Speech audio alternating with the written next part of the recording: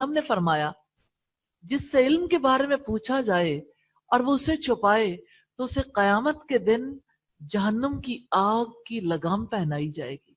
अस्तगफिरुल्लाह। अबू दाऊद की 3658 नंबर रिवायत है। सैयदना उमर बिन अब्दुल अजीज ने अबू बकर बिन हाजिम को लिखा, तुम्हारे पास रसूलुल्लाह की जितनी भी हदीसें हों उन पर नजर करो, उनको लिख लो, क्योंकि मुझे इल्म दीन के मिटने और उलमाए दीन के खत्म हो जाने का अंदेशा। और रसूलुल्लाह के सिवा किसी की हदीस कबूल ना करो, और लोगों को चाहिए कि इल्म फैलाएं और एक जगह जमकर बैठें ताकि जाहिल भी जान ले, और इल्म छुपाने ही से जाया होता है। तो इस आयत में अल्लाह ताला की तालीमात छुपाने वालों पर लानत की गई है। सवाल ये पैदा होता है, अल्लाह ताला की तालीमात कैसे छुप जाती हैं? आम लोगों तक ना पहुंचाने से तालीमात छुप जाती हैं। अल्लाह ताला की तालीमात को हिदायत की बजाय दुनिया के फायदों के हुसूल का जरिया बनाकर ये तालीमात छुप जाती हैं। और अल्लाह की तालीमात को खास लोगों की किताब बनाने से ये तालीमात लोगों से छुप जाती हैं। कभी कभी ऐसा होता है कि हक और बातिल के दरमियान कशमकश होती है तो कुछ लोग खामोशी इख्तियार कर लेते हैं, फिर तालीमात छुप जाती हैं। और किताब की, कुरान की तालीम न देने से तालीम छुप जाती है।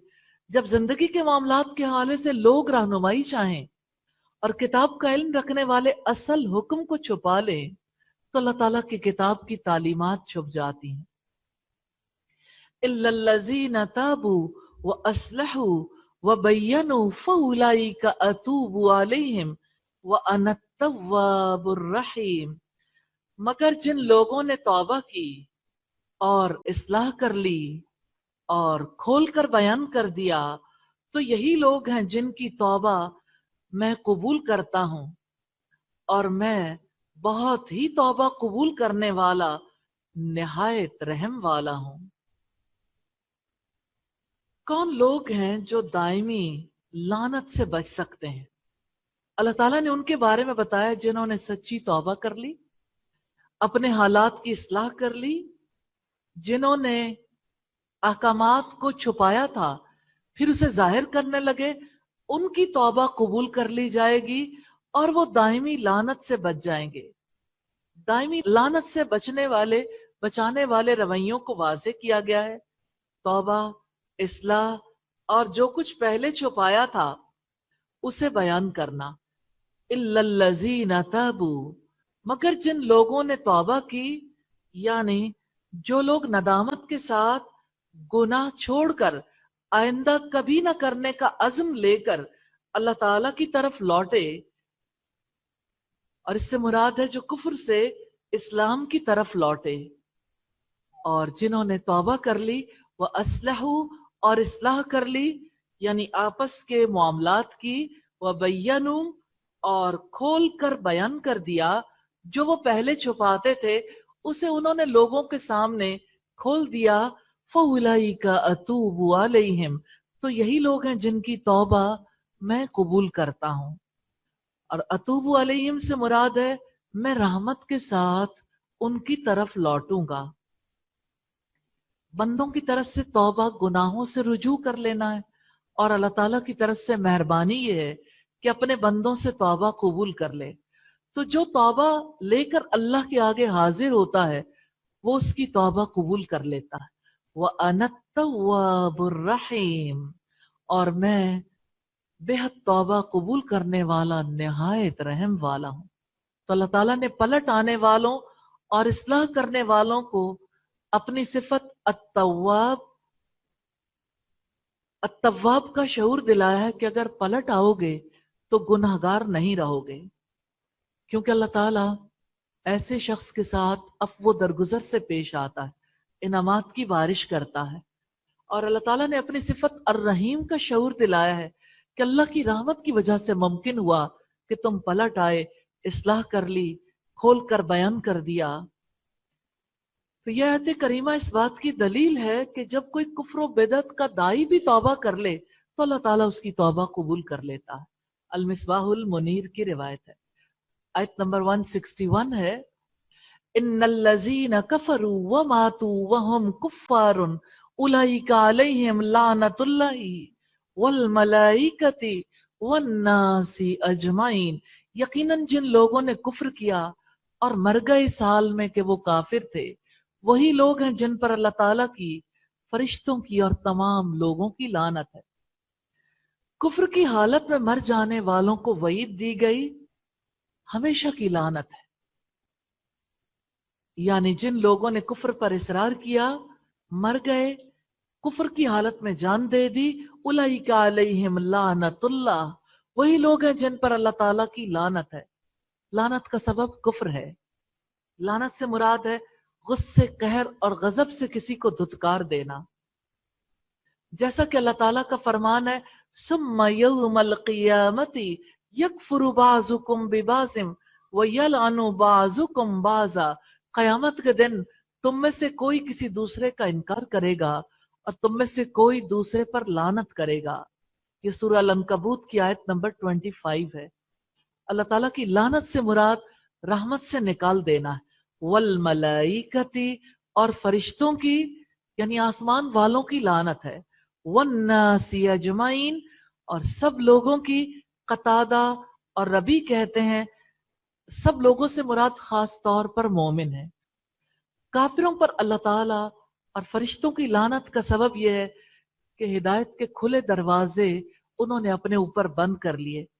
काफिर हक को छुपाता है, गुमराही पर इसरार करता है। खालिदीन फीहा ला युखफ्फफु अन्हुमुल अज़ाबु वला हुम युनज़रून। इस जहन्नुम में हमेशा रहने वाले हैं, न उनसे अजाब हल्का किया जाएगा और न वो मोहलत दिए जाएंगे। काफिरों का अंजाम है हमेशा लानत में रहेंगे।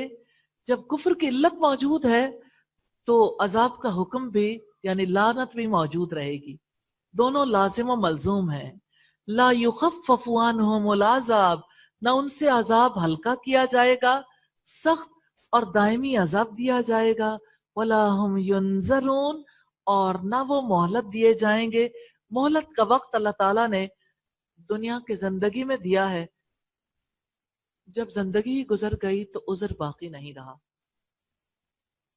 आखिरी आयत है 163, व इलाहुकुम इलाहु वाहिद ला इलाहा इल्ला हुवर रहमानुर रहीम। और तुम्हारा माबूद एक ही माबूद है, उसके सिवा कोई माबूद नहीं, वसी रहमत वाला, निहायत रहम वाला है। अल्लाह ताला ही वाहिद माबूद है, अपनी उलूहियत में अकेला है, उसका कोई शरीक और साजी नहीं। वो अल्लाह वाहिद, अहद, यकता और बेनियाज है।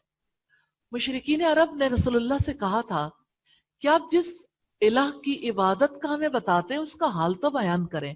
उनके हक में यह आयत नाजिल हुई, मालिमुत तंजील की रिवायत है।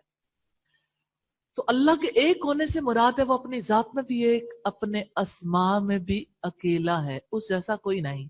अपनी सिफात में भी यकता है, अफाल में भी अकेला है। न उसका कोई शरीक है, न हमनाम है, न हमसर, न उसकी कोई मिसाल है। ला इलाहा इल्लाहु, उसके सिवा कोई माबूद नहीं, यानी कोई बरहक माबूद नहीं है, कोई उसका शरीक नहीं, उसके सिवा कोई खालिक और मुदब्बिर नहीं। इबादत की सारी सूरतें सिर्फ उस जात के साथ खास हैं। अर्रहमानुर रहीम, वो वसी रहमत वाला, निहायत रहम वाला है। अल्लाह ताला ने अपनी वहदानियत और अपनी तख्लीक को रहमत करार दिया है और तख्लीक की निशानियों से अपने अर्रहमान और अर्रहीम होने का शऊर दिलाया है। हकीकत यह है कि अल्लाह ताला की रहमत, उसका करम बेपाया है। वो रहमान है, वो रहीम है। वो नहीं चाहता कि कोई जहन्नुम में जाए, उसके गजब और जलाल का मुस्तहिक हो। इसलिए अगर कोई खामखा उसकी मुखालफत करे, उसकी आगोश रहमत से निकलना चाहे, तो वो मजबूर नहीं करता। हकीकत यह है कि अल्लाह ताला की रहमत जैसी किसी की रहमत नहीं। उसकी रहमत ने हर चीज को घेरे में ले रखा है। ये उसकी रहमत है कि कायनात वजूद में आई, یہ اس کی رحمت ہے کہ اس نے قرآن کی تعلیم دی، اسی نے اپنے رحمت سے رسول بھیجے، کتابیں دی، اپنے بارے میں علم دیا، اور اس کے بندوں نے اسے پہچان لیا۔ بندوں کو جو نعمت ملی ہے اسی کی رحمت سے، اس کے سوا کوئی کائنات کو پیدا کرنے والا ہے نہ تدبیر اور انتظام کرنے والا۔ جب حقیقت یہ ہے تو وہی اس بات کا حق رکھتا ہے کہ انسان صرف اسی کی عبادت کرے، اسی کے لیے جیے، اسی کے لیے مرے، اپنی تمام تمناؤں امیدوں کو اسی کے ساتھ وابستہ کر دے، اسی کی طرف توجہ رکھے، اسی کو اپنا سب کچھ بنا لے۔ اس آیت میں اللہ تعالیٰ کی وحدانیت اور ربوبیت کا ثبوت ہے۔ سیدہ اسماء بنت یزید سے روایت ہے کہ نبی کریم نے فرمایا اللہ تعالیٰ کا اسم اعظم ان دونوں آیتوں میں ہے، ایک تو یہی آیت ہے اور دوسری سورہ آل عمران کی آیت ہے، اللہ لا الہ الا هو الحی القیوم۔ یہ ابو داؤد کی روایت ہے 1496۔ اسم اعظم کے ساتھ جو دعا کی جاتی ہے اللہ تعالیٰ اس دعا کو قبول کرتے ہیں، اور اللہ تعالیٰ کا اسم اعظم اللہ۔ آپ اللہ تعالیٰ کو جب اللہم، نبی صلی اللہ علیہ وسلم اللہم کہہ کر پکارتے تھے، بہت سارے ثبوت اس کے حق میں ملتے ہیں۔ انشاءاللہ پھر کسی موقع پر اس بارے میں بات کریں گے۔